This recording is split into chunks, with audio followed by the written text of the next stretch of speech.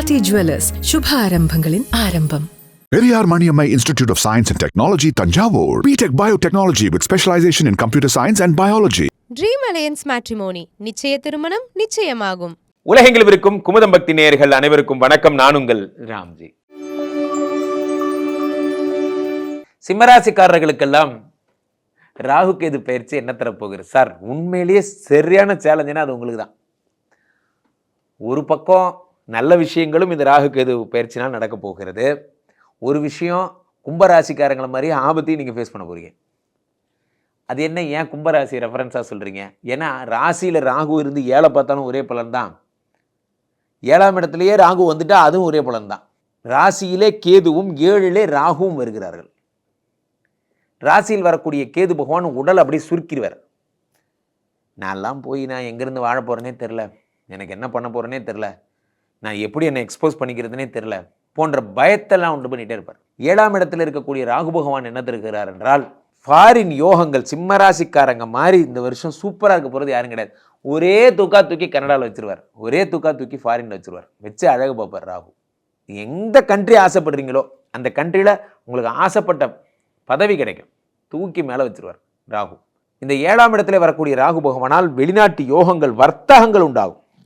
Sir, நான் coconut oil தயாரிக்கிறேன், நான் இங்கே இருக்கிற எல்லா டீலருக்கும் நான் சப்ளை பண்ணுறேன், இப்போ இந்த இதை இந்த எண்ணெயை நான் வெளிநாடுகளுக்கு சப்ளை பண்ணலான்னு நினைக்கிறேன், எழுதி வச்சுக்கோங்க, நீங்கள் சப்ளை பண்ணுவீங்க, சூப்பராக ஜெயிப்பீங்க. சின்ன பிஸ்னஸ் பண்ணி ஜெயிக்கிறவங்க நிறைய பேர் இருக்காங்க. சின்ன பிஸ்னஸ், ஏதோ ஒரு தீவுகள், ஏதோ ஒன்று, அந்த பொருள் இல்லாத இடம், உணவுப் பொருள் இல்லாத இடம், அந்த இடத்துக்கு இங்கேருந்து இளநீர் சப்ளை பண்ணி சம்பாதிச்சவங்களெல்லாம் நான் பார்த்துருக்கேன்.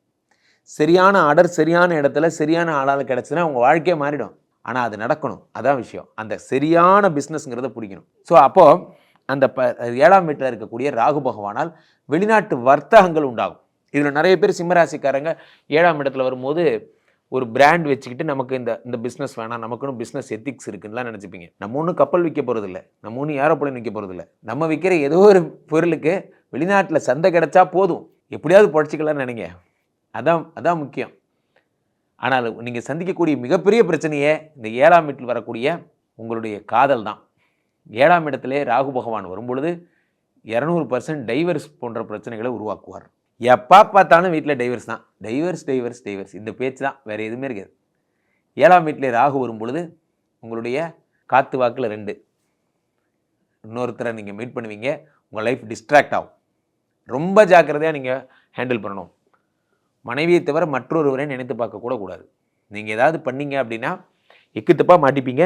7ஆம் வீட்டில் வரக்கூடிய ராகு பகவானால் குடும்ப வாழ்க்கை சிதையும். குடும்ப வாழ்க்கையில் ரொம்ப ஜாக்கிரதையாக இருக்கணும்.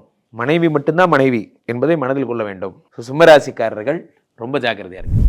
ராகு கேது பயிற்சி வரப்போகிறது. இந்த விசுவாவசு வருடம், ஒரு வருடத்தில் எத்தனை பயிற்சி தாங்க? நியாயம்தான். இந்த வருடத்தில் சனி பயிற்சி வந்தது, குரு பயிற்சி வந்தது கூட நீங்கள் பெரிய விஷயமா நம்ம கருத்தில் கொள்ள தேவையில்லைன்னு தான் நான் சொல்லுவேன். ஏன்னா சனி குருவோட வீட்டுக்கு வந்துட்டார், குரு புதனோட வீட்டுக்கு போயிட்டார். ரெண்டுமே அற்புதமான இடங்கள் தான். ஆனால் இந்த ராகு இருக்கார் பாருங்க, இது ஒன்று தான் கொஞ்சம் பிரச்சனைக்குரிய இடத்துக்கு வர்றார். என்னென்னா, ராகு சனியோட வீட்டுக்கு வர்றார். என்றைக்குமே இந்த சாயா கிரகங்கள்னு சொல்லக்கூடிய, சாயா கிரகங்கள்னா என்ன? சாயான்னா நிழல்னு அர்த்தம்.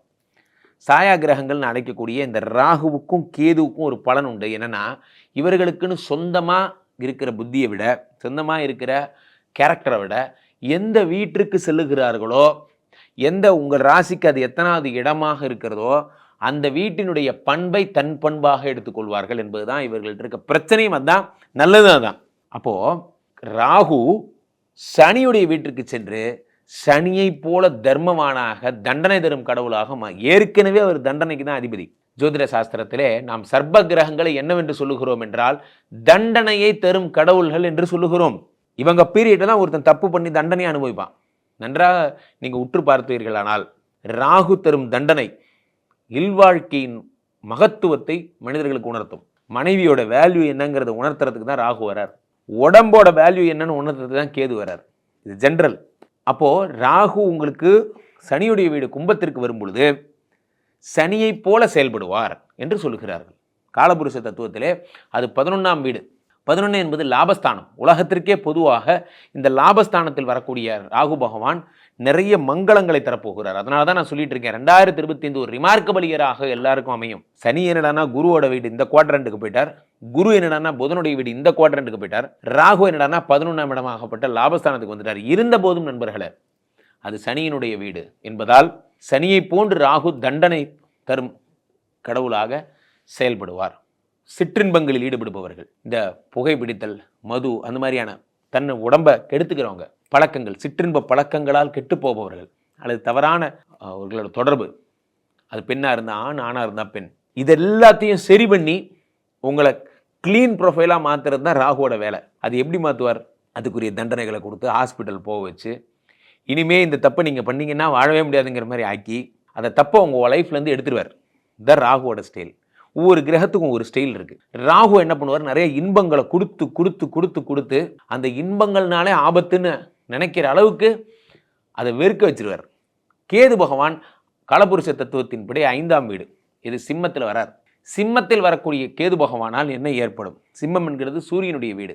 சூரியனுடைய வீட்டிலே கேது பகவான் வரும்பொழுது இறை சம்பந்தப்பட்ட விஷயங்களில் நாட்டம் அதிகமாகும். சூரியன் தான் இந்த உலகத்தினுடைய தந்தை, உலகத்தின் தந்தை சூரியன், பித்ருகாரகன்னு பேர். அந்த பிதாவோட வீட்டுக்கு கேது பகவான் வரும்பொழுது உலகத்தை ரட்சிக்கக்கூடிய ஞானத்தை தருகிறார் இந்த சூரிய பகவான். 5ஆம் இடம் என்பது ஜோதிட சாஸ்திரத்திலே பூர்வ புண்ணிய ஸ்தானம் என்று அழைக்கப்படுகிறது. இறை சம்பந்தப்பட்ட விஷயங்கள், இறை நம்பிக்கைகள், இறைவன், ஞானம், கோயில், ஆன்மீகம், தியானம், சித்தம், யோகம், இது எல்லாமே 5ஆம் இடம் தான். இந்த 5ஆம் இடத்துல கேது வரும் பொழுது இது எல்லாத்தையும் கொடுத்துட்றாரு. மெடிடேட் பண்ணுவீங்க, அதே மாதிரி கோயில்களுக்கு திருத்தல யாத்திரைகள்லாம் போவீங்க. கோயில் கோயில் கோயில் கோயில்னே நம்ம 2025 எல்லாரும் ஆன்மீக நாட்டமுடைய ஆட்களாக மாறப்போகிறோம். கேது பகவான் தன்னுடைய அனுகிரகத்தை அள்ளி தருகிறார். ஏன்னா அவர் ஞானகாரகன். மனுஷனுக்கு ஆசை அதிகமாகி ஆசை மேலேயே பற்று இல்லாமல் போகும்போது பற்றற்ற நிலையை உருவாக்குபவர் யார்? சாட்சாத் கேது பகவான். பற்றற்ற நிலை, போதுண்டா எனக்கு எதுவும் வேண்டாம், நான் நிம்மதியாக வாழணும்னு ஆசைப்படுறேன், கடவுளும் கடவுள் சார்ந்த விஷயத்தோடு வாழ்ந்துக்கிறேன் நினைப்பவர்கள் எல்லாம் கேது பகவானை வணங்க வேண்டும். இந்த கேது தரும் நற்பலன் அதுதான். 5ஆம் வீட்டிலே இருக்கக்கூடிய கேது காலபுருஷ தத்துவத்தின்படி. இருந்தாலும் சிம்மம் என்பது அரசுக்குரிய இடம். அரசுனா என்ன? கவர்மெண்ட். அந்த இடத்துல பாம்பு கேது வரும் பொழுது சட்ட ரீதியான அரசு ரீதியான பிரச்சனைகளை உண்டாக்கும், தர்ம சங்கடங்களை உருவாக்கும். அரசு பணியில் இருக்கிறவங்க, அரசு அதிகாரிகள் ஏதாவது கையூட்டு பெறுதல் அல்லது ஒரு காரியத்தை முடிக்கிறதுக்கு ரெக்கமெண்டேஷன் கொடுக்கறது போன்ற விஷயங்கள்லாம் பண்ணிங்கன்னா மாட்டிப்பீங்க. அதற்கான அவேர்னஸை கேது பகவான் தருகிறார். என்ன அவேர்னஸ்? சட்டத்துக்கு புறம்பாக நீங்கள் நடந்துக்க கூடாது, அரசுக்கு எதிரான எந்த செயல்களும் செய்யக்கூடாது, அரசு படி தான், அதாவது கவர்மெண்ட் ரூல்ஸ் படி தான் நீங்கள் நடக்கணும் என்பதை உங்களுக்கு உணர்த்துறவர் இந்த கேது பகவான். சூரியன்னா ஹிருதயம், சூரியன்னா மூளை. அப்போது ஹிருதயம் மூளையை பார்த்துக்கிற மாதிரி இதயத்திற்கு பலமளிக்கக்கூடிய விஷயங்கள், மூளைக்கு பலமளிக்கக்கூடிய விஷயங்கள்ல இந்த கேது பகவான் நாட்டத்தை உண்டாக்குவார். ஸோ அப்போ யாராவது நீங்கள் உடலுடைய மகத்துவத்தை உணர்ந்து நீங்கள் இந்த மாதிரியான பிரச்சனைகள்லேருந்து உங்களை காத்துக்கொள்வதற்காக கேது பகவான் ஞானத்தை தருகிறார். இதை பண்ணாதீங்க சார், ஹார்ட் சம்மந்தப்பட்ட பிரச்சனை வரும், நம்ம அதே தான் நிறைய பண்ணுறோம், நிறைய ஸ்ட்ரெஸ் எடுத்துக்காதீங்க, ஹார்ட் ப்ராப்ளம் வரும் போன்ற விஷயங்களை நம்ம கடைபிடிக்காமல் இருப்போம். இந்த வருஷம் கடைபிடிப்பீங்க. பொதுவாகவே இந்த ராகு கேதுக்கள் இந்த வருஷம் உங்களை ஃபிட்னஸ் ஆக போகுது. பொதுவாகவே இந்த சனி பகவானும் குரு பகவானும் சேர்ந்து உங்களை ஃபிட்டாக எடுக்க போகிறாங்க. அதனால் நீங்கள் ஃபிட்டாக போகிறீங்க. இந்த ராகுவும் கேதுவும் ஒரு ப்ராப்ளமான இடங்கள் அப்படின்னு நீங்கள் பார்க்குறத விட அவேர்னஸ் தருவதற்காக வந்த ஆட்கள் என்று தான் நீங்கள் கருத்தில் கொள்ள வேண்டும். மீண்டும் ஒரு நல்ல பதிவில் சந்திப்போம். நன்றி, வணக்கம். ஆதி ஜுவல்லர்ஸ், சுப ஆரம்பங்களின் ஆரம்பம். Periyar Maniammai Institute of Science and Technology, Tanjavur. BTech Biotechnology with specialization in computer science and biology. Dream alliance matrimony, நிச்சய திருமணம் நிச்சயமாகும்.